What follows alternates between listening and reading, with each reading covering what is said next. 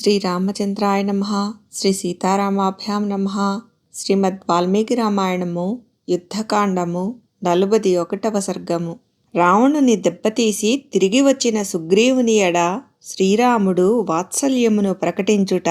లంక యొక్క 4 ద్వారముల కడ వానర సైనికులను నియోగించుట. రావణుని కడకు అంగదుని దూతగా పంపుట. అంగద రాయబారము. వానర సైనికులు లంకానగరముపై దండెత్తుట. శ్రీరాముడు సుగ్రీవుని శరీరముపై గల యుద్ధ చిహ్నములను జూచి విషయమును గ్రహించెను. పిదప ఆ స్వామి ఆ కపివరుని అక్కున చేర్చుకొని ఇట్లు వచించెను. సుగ్రీవా, నాతో మాట మాత్రము చెప్పకుండా ఇట్టి సాహసమునకు పూనుకొంటివి. ప్రభువులు తొందరపడి ఇట్టి సాహసకృత్యములకు దిగరు కదా. మహావీరా, నీకు సాహస ప్రీతి మెండు. నన్ను, విభీషణుని, ఈ వానరయోధులను సంశయములో పడవేసి అనగా ఆశ్చర్యమున ముంచి ఇట్టి సాహస కార్యమునకు ఒడిగట్టితివి. దీనివలన మా మనస్సులు చివుక్కుమన్నవి. వీరా, శత్రుదమన, ఇక మీదట అనాలోచితముగా ఇట్టి కార్యములకు పూనుకొనవలదు. ప్రాణమిత్రుడవైన నీకు ఏదైనను ఒక ప్రమాదము వాటిల్లినచో ఇక మా గతి ఏమి? అట్టి స్థితిలో సీత వలన గాని, భరతలక్ష్మణ శత్రుఘ్నులతో గాని, కడకు నా ప్రాణములతో గాని నాకు ఏమి ప్రయోజనము? దేవేంద్రునితో వరుణునితో సమానమైనవాడా, నీ శౌర్య పరాక్రమములను నేను పూర్తిగా ఎరుగుదును. అయినప్పటికీ నీవు క్షేమముగా తిరిగి రానిచో నా కర్తవ్యమును ఇట్లు నిశ్చయించుకొంటిని.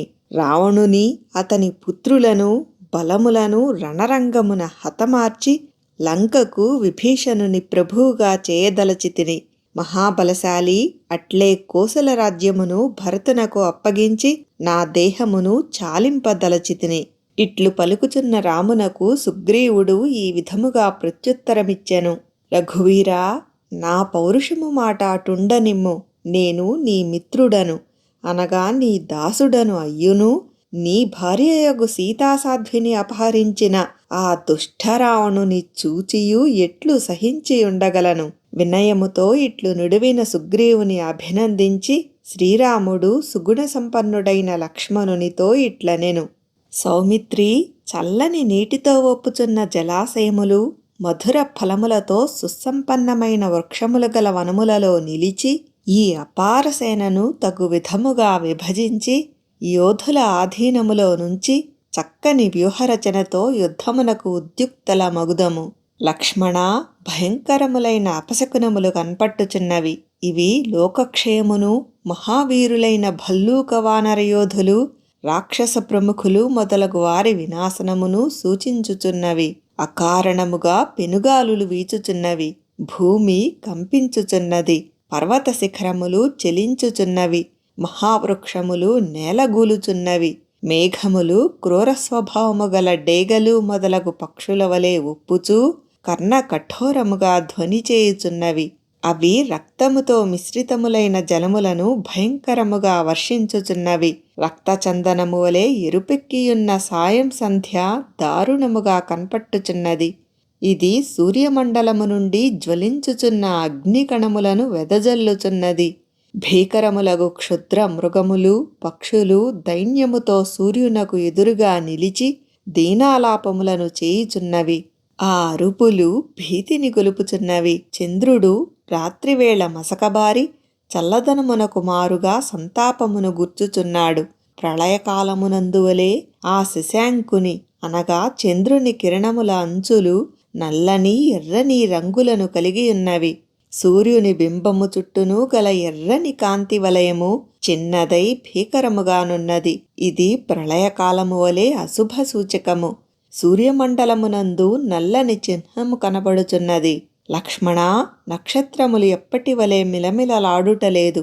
ఇది లోకమునకు ప్రళయమును సూచించుచున్నది.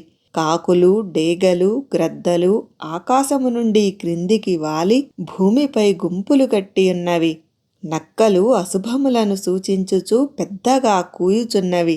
నేడే వెంటనే మన వానర యోధులతో గూడి మనము రావణుని పాలనలో దుర్జయమైన లంకను అన్ని వైపుల నుండి ముట్టడించెదము. మహాబలశాలియు వీరుడును అయిన శ్రీరాముడు లక్ష్మణునితో ఈ విధముగా పలుకుచూ తన సంకల్పము మేరకు ఆ పర్వత శిఖరాగ్రము నుండి శీఘ్రముగా క్రిందికి దిగెను. ధర్మాత్ముడైన రాముడు ఆ గిరి నుండి క్రిందికి చేరిన పిమ్మట శత్రువులకు అజేయమైన తన బలముల వైపు పరిశీలనగా చూచెను. శ్రీరాముడు సుగ్రీవునితో గూడి శుభముహూర్తమున అపారమైన వానర సైన్యములను సమయస్ఫూర్తితో ఉత్తేజపరచుచూ యుద్ధమునకు పురికొల్పెను. మహాబాహు అయిన శ్రీరాముడు మరునాటి ప్రాతకాలమున ధనుర్ధారి అయి ఆ మహావానర యోధులతో గూడి లంకాభిముఖుడై తాను ముందుగా నడచెను. ఆ మహావీరుని అనుసరించుచు విభీషణుడు, సుగ్రీవుడు, హనుమంతుడు, భల్లూకరాజైన జాంబవంతుడు, నలుడు, నీలుడు, లక్ష్మణుడు పురోగమించిరి. తదనంతరము భల్లూక వానర యోధులతో గూడి ఆ అపార వానరసేన భూమిని కప్పివేయుచూ శ్రీరాముని అనుసరించి వెళ్ళెను. శత్రువులను నిలువరించుటలో సమర్థులు, మదపుటేనుగుల వలె దృఢకాయులు అయిన వానరులు గిరిశిఖరములను, ఏపుగా పెరిగిన వందల కొలది మహావృక్షములను తమ ఆయుధములనుగా చేబూనిరి. శత్రు సోదనులు, అన్నదమ్ములు అయిన ఆ రామలక్ష్మణులు స్వల్పకాలములోనే రావణుని రాజధాని అయిన లంకానగరమును సమీపించిరి. రమ్యమైన ఆ లంకానగరము ధ్వజపతాకములతో అలంకృతమై ఉండెను. ఉద్యానవనములు దాని శోభలను ఇనుమడింపజేయుచుండెను. చిత్రములైన కోటబురుజులతోడను, ఎత్తైన ప్రాకారములతోడను, గోపురములతోడను ఒప్పుచున్నందున ఆ నగరము శత్రువులకు ప్రవేశింపరానిదై ఉండెను. దానిని దేవతలు సైతము జయింపజాలరు. రాముని ప్రేరణతో ఉత్సాహవంతులైన వానరయోధులు తమ తమ స్థానముల నుండి తొలగక వరుసగా ముందునకు సాగిపోవుచూ ఆ మహానగరముపై దాడి చేసి అందు ప్రవేశించిరి. లంక యొక్క ఉత్తర ద్వారము గిరిశిఖరము వలె అత్యున్నతమైనది. రామలక్ష్మణులు ధనుర్ధారులై దానిని సమీపించి తమ సైన్యమును రక్షించుకొనుచు శత్రు సైన్యములను నిరోధించిరి. దశరథుని కుమారుడైన మహావీరుడగు శ్రీరాముడు లక్ష్మణుని తోడుగా నిలుపుకొని, అనగా సౌమిత్రి సహకారముతో రావణుని రక్షణలోనున్న లంకాపురిని సమీపించిన పిమ్మట దాని ఉత్తర ద్వారమున పురోగమించుచూ రావణుడున్న ప్రదేశమునకు చేరెను. వరుణునిచే రక్షింపబడుచున్న సాగరము వలె రావణుని రక్షణలోనున్న ఆ ఉత్తర ద్వారము మిగుల భీకరమైనది. తన సేనను సురక్షితముగా నడుపుచూ ఆ ఉత్తర ద్వారమును ముట్టడించుటకు రామునకు తప్ప ఇతరులకు అసాధ్యము. దానవుల రక్షణలోనున్న పాతాళము వలె సాయుధులైన భయంకర రాక్షసులచే రక్షింపబడుచున్న ఆ ఉత్తర ద్వారము సామాన్య యోధులకు భయమును గొల్పును. ఆ ఉత్తర ద్వారము యొక్క లోపలి భాగమున రాక్షస యోధులు వివిధములగు పెక్కు అస్త్ర శస్త్రములను, కవచములను ఉంచిరి. వాటినన్నింటినీ శ్రీరాముడు గమనించెను. మహావీరుడైన నీలుడు అను వానర సేనాపతి మైందునితో ద్వివిధునితో గూడి లంక యొక్క తూర్పు ద్వారమున నిలిచెను. మిక్కిలి బలశాలి అయిన యువరాజగు అంగదుడు వృషభునితో, గవాక్షునితో, గజునితో, గవయునితో గూడి దక్షిణ ద్వారమును పట్టుకొనెను. కపివీరులలో ప్రముఖుడైన హనుమంతుడు ప్రమాధితో, ప్రఘసునితో ఇంకను ఇతర వానరయోధులతో గూడి పశ్చిమ ద్వారముపై దాడి చేసి దానిని ఆక్రమించెను. గరుత్మంతునితో, వాయుదేవునితో సమానమైన మహావీరులగు వానరయోధులందరినీ వెంటనిడుకొని సుగ్రీవుడు పశ్చిమోత్తర దిశల యొక్క మధ్య భాగమున, అనగా వాయవ్య దిశయందు గల రాక్షస సేనా శిబిరములపై స్వయముగా దాడి చేసెను. 36 కోట్ల మంది ప్రముఖ వానరయోధులు ఆ దిశయందు సుగ్రీవునకు అండగా నిలిచి శత్రు సైన్యములపై దాడి చేసి వారిని నిలువరించిరి. శ్రీరాముని ఆదేశానుసారము లక్ష్మణుడు, విభీషణుడు ప్రతి ద్వారము కడను 1,000,000 మంది చొప్పున వానరయోధులను నిలిపిరి. సుగ్రీవుడు జాంబవంతునితో గూడి అపారమైన వానర సైన్య సహితుడై శ్రీరామునకు పశ్చిమ భాగమున, ఆ ప్రభువునకు కొలది దూరమున మధ్య భాగమున గల సేనా శిబిరములపై దాడి చేయుటకు సిద్ధముగా నుండెను. పెద్ద పులుల కోరల వలె పదునైన దంతములు గల ప్రముఖ వానర వీరులు వృక్షములను పెద్ద పెద్ద బండలను చేతబట్టి సంతోషముతో యుద్ధ సన్నద్ధులై నిలిచిరి. వానరయోధులందరూ సమరోత్సాహముతో వాలములను పైకెత్తి అటునిటు కదల్పుచుండిరి. వారందరూ దంతాయుధులు, నకాయుధులు అనగా వారి ఆయుధములు దంతములు నఖములు క్రుద్ధులైయుండుట వలన వారి ముఖములు నేత్రములు ఎర్రబారి భయంకరముగా కనపట్టుచుండెను. వారిలో కొందరు 10 ఏనుగుల బలము గలవారు, మరికొందరు 100 ఏనుగుల శక్తి గలవారు, ఇంకనూ కొందరు 1000 ఏనుగుల బలము గలవారు. బలపరాక్రమములలో వారు ఒకరికి మరి ఒకరు తీసిపోనివారు. ఆ కపివీరులలో కొందరు 10,000 ఏనుగుల బలము గలవారు, వారికి 100 రెట్లు బలము గలవారు మరికొందరు. తదితరుల బలములు శత్రువులు ఎదుర్కొనలేనంతగా అపరిమితములు. సాటి లేని ఆ వానర వీరుల సమాగమము అనగా కలయిక అద్భుతముగను విచిత్రముగను కనబడుచుండెను. ఆ యోధులు శలభముల వలె దాడి చేయుచుండిరి. లంకపై దాడి చేయుచు పైకెగరుచున్న వానరవీరులతో ఆకాశము నిండిపోయెను. వారందరును ఒక్కచో ఇసుక వేస్తే రాలనంతగా చేరియుండుటచే భూమి అంతయును కప్పివేయబడెను. ఇప్పటికే ప్రతి ద్వారమునందును వేర్వేరుగా 1,000 మంది చొప్పున వానర భల్లూక యోధులు దాడికి సన్నద్ధులై యుండిరి. మిగిలియున్న అసంఖ్యాక వీరులు అందరును అన్ని వైపుల నుండియూ యుద్ధము చేయుటకు సిద్ధముగా నుండిరి.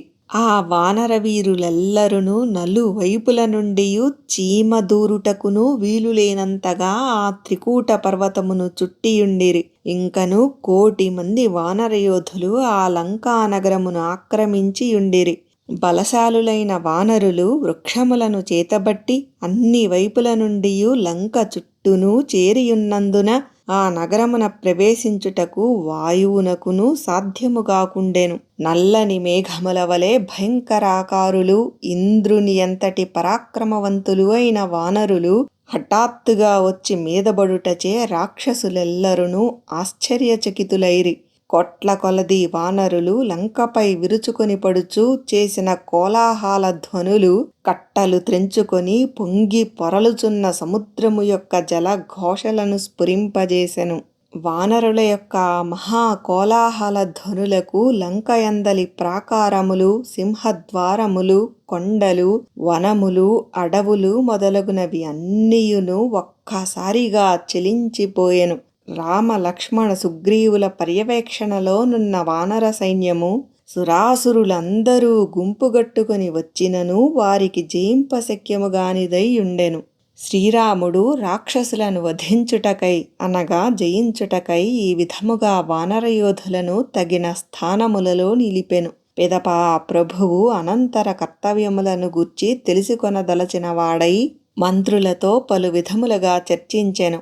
అంతట సామదాన భేద దండోపాయముల ప్రయోగములను వాటి పర్యవసానములను బాగుగా ఎరిగిన ఆ స్వామి రావణుని కడకు దూతను పంపుటయే యుక్తమని నిశ్చయించెను. తదుపరి ఆయన రాజనీతిని అనుసరించి విభీషణుని సమ్మతితో వాలిసుతుడైన అంగదుని పిలిచి అతనితో ఇట్లనెను.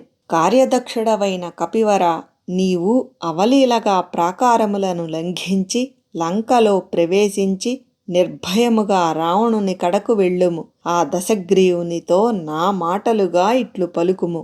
రాక్షసేంద్ర, నీ రాజ్యలక్ష్మి దాదాపు నీ చేతి నుండి జారిపోయినట్లే, నీ అధికారము అంతరించినట్లే, నీకు చావు దగ్గర పడినది. అందువలననే కాబోలు నీ బుద్ధి పనిచేయుటలేదు. మహర్షులు, దేవతలు, గంధర్వులు, అప్సరసలు, నాగులు, అట్లే యక్షులు, మహారాజులు మున్నగు వారికి నీవు అజ్ఞానముతో గర్వితమతివై ద్రోహమునర్చితివి. ఆ పాపముల ఫలములను నీవు అనుభవింపవలసిన సమయము నేడు ఆసన్నమైనది. దాని నుండి నీవు తప్పించుకొనజాలవు. బ్రహ్మదేవుని వరముల వలన నీవు గర్వముతో విర్రవీగుచుంటివి. ఇక నేటితో అది చెల్లిపోవుట తథ్యము. నీవు నా భార్యను అపహరించి నాకు వ్యధగూర్చితివి. పరసతిని అపహరించిన పాపాత్ముడవు నీవు. నేను నీ వంటి పాపాత్ముల పాలిటి యముడను. నిన్ను శిక్షించుటకై నేను దండమును చేబూని లంకాద్వారము కడ నిలిచియున్నాను. రాక్షసాధమా, సమస్తమైన దేవతలను, మహర్షులను, రాజర్షులను నీవు పరాభవించితివి కనుక ఆ దుష్కృత్యములకు ఫలితముగా నేడే నీవును నా చేతిలో పరాభవము పాలుగాక తప్పదు. సుకృతాత్ములైన సమస్త దేవతలును, మహర్షులును, రాజర్షులును పుణ్యలోకములను పొందిరి. నీవు నేడు నా చేతిలో నిహతుడవై ఆ లోకములను చేరుదువు. రావణా, మారీచుని సహాయమున మాయతో నన్ను వంచించి దండకారణ్యము నుండి సీతాదేవిని బలాత్కారముగా అపహరించితివి. నీ యొక్క ఆ బలమెట్టిదో యుద్ధరంగమున నేడు నా ఎదుట చూపుము. సీతాసాధ్విని నాకప్పగించి నన్ను శరణు వేడుము. లేనిచో నిశితములైన నా బాణములతో నిన్నే కాదు నీ వెంటనున్న రాక్షసులనందరినీ హతమార్చెదను. ఈ లోకమున రాక్షసులే లేకుండా చేసెదను. ధర్మాత్ముడు, రాక్షసులలో ఉత్తముడు అయిన విభీషణుడు నన్ను శరణుజొచ్చియున్నాడు. సద్గుణవంతుడైన అతడు లంకారాజ్యమును, సకల సంపదలను నిరాటంకముగా పొందగలడు. ఇది ముమ్మాటికి తథ్యము. రావణా, నీవు అధర్మపరుడవు, పాపాత్ముడవు, స్థిరచిత్తము లేనివాడవు. నీ అనుచరులందరూ మూర్ఖులు. కావున నీవు ఈ లంకా రాజ్యమును, ఈ సంపదలను అనుభవించుటకు అనర్హుడవు. కనుక నీవు ధైర్యము వహించి పరాక్రమము చూపి నాతో యుద్ధము చేయము. రణరంగమున నా బాణముల ధాటికి నీవు ప్రాణములను కోల్పోవుట నిజము. నా శరముల స్పర్శకు నీవు పవిత్రుడవగుదువు. కామరూపుడవైన నీవు పక్షివిగా మారి మనోవేగముతో ముల్లోకములలో పరుగులు తీయుచూ తప్పించుకొన జూచినను నా కంటబడిన పిమ్మట నీవు ప్రాణములతో తిరిగి పోజాలవు. నీ మేలునకై ఈ హితవచనములను నుడువుచున్నాను. రాక్షసులందరూ మృతి చెందనున్నారుగాన నీకు పుణ్యలోకములు ప్రాప్తించుటకై తగిన శ్రాద్ధాది పుణ్యకర్మలను నీ కొరకై నీవే ఆచరించుకొనుము. కడసారిగా లంకను ఒక్కసారి చూచుకొనుము. నీ ఆయువు పట్టు నా చేతిలోనున్నది. ఎట్టి క్లిష్ట కార్యములనైనను అవలీలగా చేయగల శ్రీరాముడు ఇట్లు పలికిన వెంటనే ఆ అంగదుడు అగ్నిదేవుని వలె తేజోమూర్తి అయి ఆకాశమున నిలిచి లంక వైపుగా అమిత వేగముతో పయనించెను. ఆ అంగదుడు క్షణకాలములో రావణ మందిరమునకు చేరెను. ఆ భవనమున మంత్రులతో గూడి ఆసీనుడయ్యున్న రావణుని అతడు నిర్భయముగా చూచెను. అనంతరము వానరోత్తముడు, బంగారు భుజకీర్తులను ధరించినవాడు అయిన ఆ అంగదుడు రావణుని సమీపములో ప్రజ్వరిల్లుచున్న అగ్నివలే నిలిచెను. పిమ్మట ఆ వాలిసుతుడు తనను గూర్చి తానే పరిచయము చేసుకొనుచు రామ సందేశమును యథాతథముగా ఏ మాత్రము పొల్లుపోకుండా మంత్రి సహితుడై ఉన్న రావణునకు ఇట్లు వినిపించెను. నా పేరు అంగదుడు, నేను వాలికుమారుడను. ఈ విషయము నీకు తెలిసియుండును. కోసల ప్రభువైన శ్రీరామచంద్రుని దూతను నేను. ఆ స్వామి ఎట్టి క్లిష్ట కార్యములనైనను అవలీలగా చేయగలడు. ఆయనకు అసాధ్యమనున్నదియే లేదు. కౌసల్యాదేవి సుతుడైన రఘురాముడు నీతో ఇట్లు తెలుపుమని నన్ను ఇచటికి దూతగా పంపెను. క్రూరుడా, నీకు పౌరుషమేయున్నచో నీవు నగరము నుండి బయటికి వచ్చి యుద్ధరంగమున నన్ను ఎదుర్కొనుము. నీకును, నీ మంత్రులకును, నీ పుత్ర మిత్ర బంధువులకును నా చేతిలో ఇక చావు తప్పదు. నీవు నిహతుడవైనచో ముల్లోకములలోని వారందరూ నిర్భయముగా జీవింతురు. నీవు దేవ దానవులకును, యక్ష గంధర్వులకును, నాగులకును, రాక్షసులకును శత్రుడవు. ఋషులకైతే కంటకప్రాయుడవు. కనుక నిన్ను నేడే నిర్మూలించెదను. నీవు నన్ను శరణుజొచ్చి సాదరముగా వైదేహిని నాకప్పగింపనిచో నా చేతిలో నీవు మరణించుట తథ్యము. ఆ పైన ఈ లంకారాజ్యమునకు విభీషణుడు ప్రభువు కాగలడు. వానరోత్తముడైన అంగదుడు ఇట్లు కఠినముగా మాట్లాడుచుండగా రావణుడు మిక్కిలి క్రుద్ధుడాయెను. పిమ్మట అతడు రోషముతో కన్నులెర్రజేయుచు వెంటనే ఈ దురాత్ముని బంధించి వధించివేయుడు అని మంత్రులను పదే పదే శాసించెను.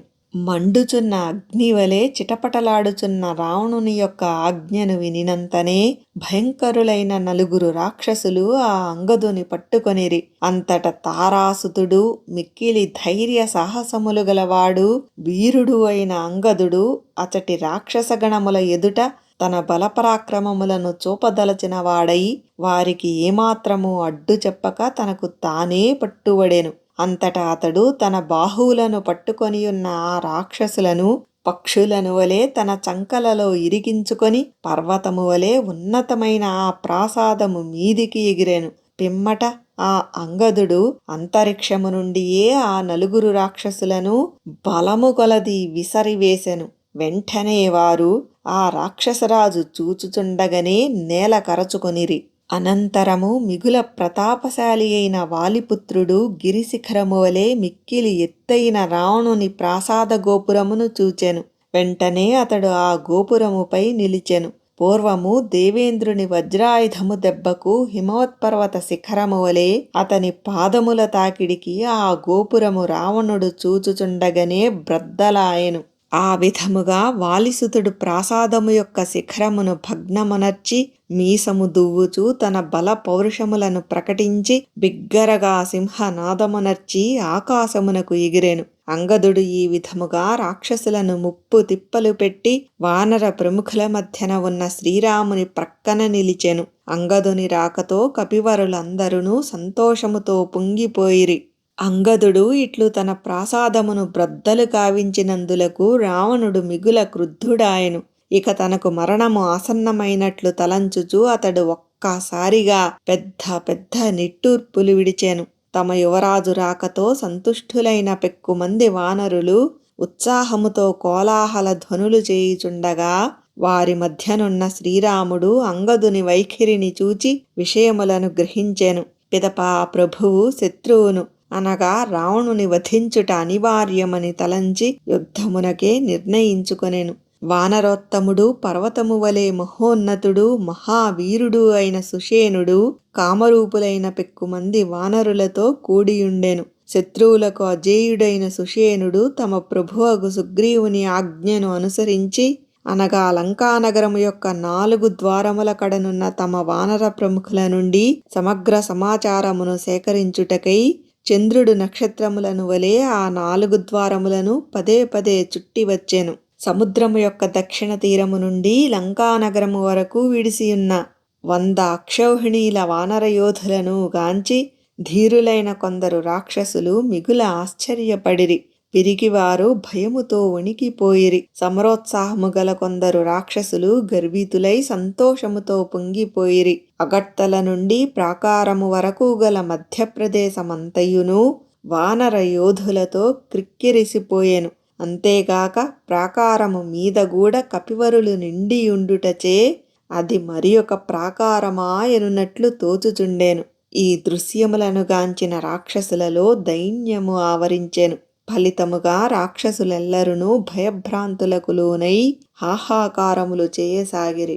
రాక్షస రాజధాని అయిన లంకయంతంతటను వానరుల భయంకర కోలాహలములు చెలరేగుటచే ఆయుధములను చేబూనియున్న రాక్షసులు ప్రళయకాలమునందలి పెనుగాలుల వలె అంతటను పరుగులు దీసిరి.